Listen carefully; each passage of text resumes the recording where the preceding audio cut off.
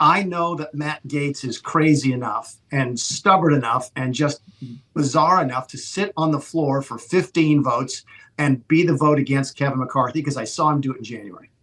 Is Don Bacon the same kind of person? Does Don Bacon have that same sort of different, strange gear to where he would be willing to sit on the floor for 15 votes and vote against Jim Jordan? I don't think that he is. He's a lot nicer and a lot more reasonable, probably a lot brighter than Matt Gaetz. But I don't think he's got that kind of that bizarre approach to, burn the place down or else. Don is a reasonable guy. And Jim may be counting on those folks who are reasonable to say, I won't vote for you in private, but taking them, sort of calling them out and seeing if they got the votes, the guts to vote against him on the floor. If there's a strategy, that's the strategy.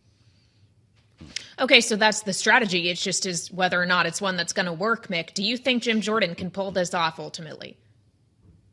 I would have said no 3 or 4 hours ago. Then he picked up Mike Rogers and Ken Calvert, who's not a name that's very widely known outside of Washington, but a very influential member of sort of the spending wing of the party. You've got these two groups, right? You've got the military folks, Mike Rogers and Ed Wagner, and you got the folks who like to spend a lot of money, like Ken Calvert, and to a lesser extent Ed Wagner and Mike Rogers. I didn't think he'd get him, and when it was announced they were supporting him, that changed the analysis in sort of in my internal math.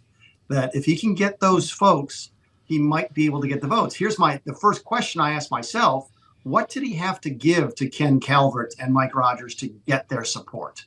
And is that the type of giveaway that then turns off some of the folks on the far right, for whom Jim is not nearly conservative enough? I'm going back to the Matt Gaetz anarchist wing of the party. So I honestly, no one knows. And it's just different than it was 3 or 4 hours ago. 3 or 4 hours ago, I said he does not have the votes, not going to get the votes.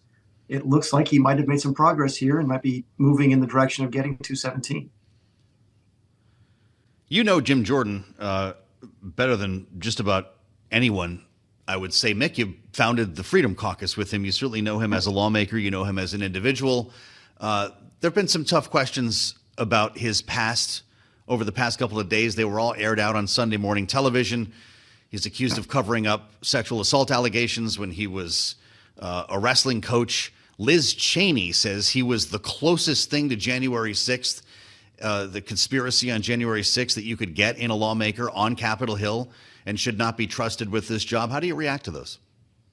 There's a couple different questions there. Liz Cheney, no one cares what Liz Cheney says. I hate to be that blunt about it, but no one listens to her. She was a 3 or 4 term member of the House, and she's out now. So if her last name wasn't Cheney, nobody would be talking about her. On the other issues, I know Jim fairly well, and nothing that I ever heard of the allegations related to the things that happened at that school 20, 30 years ago have anything to do, in my mind, with the Jim Jordan that I know. And I also know this, is that politicians of both parties know that it's really easy to make allegations against sitting members of Congress. And we usually don't pay attention to those sorts of allegations because people make them all the time until they rise to the level of criminal investigations, ethics charges, that kind of stuff. And I don't think that ever happened with Jim. So all I know is I know him. I remember this topic coming up, 5 years ago, and immediately dismissing it in my own mind. And I think it went away fairly quickly. So I'm not concerned there's anything there. And if Jim Jordan wasn't being considered for speaker, my guess is nobody else would care about it either. Okay, so that's on that subject. But Mick, returning to the subject of January 6th, this isn't something that only Liz Cheney talks about. You yourself have been very outspoken against your former boss, former President Donald Trump, because of the events on January 6th. And if Jim Jordan was close to that, if he was one of those denying the results of the 2020 election and trying to stop that process, why would you feel any differently about him? Well, I don't feel differently about him. When you go back to, you're right about the January 6th thing, right? And if that's what Jim's leadership becomes, if Jim is down there trying to pitch people on elect me speaker, and I'm really going to dig into the 2020 election, my guess is that's a fool's errand and he doesn't have a chance. If he's down there now telling people, look, I want to go forward.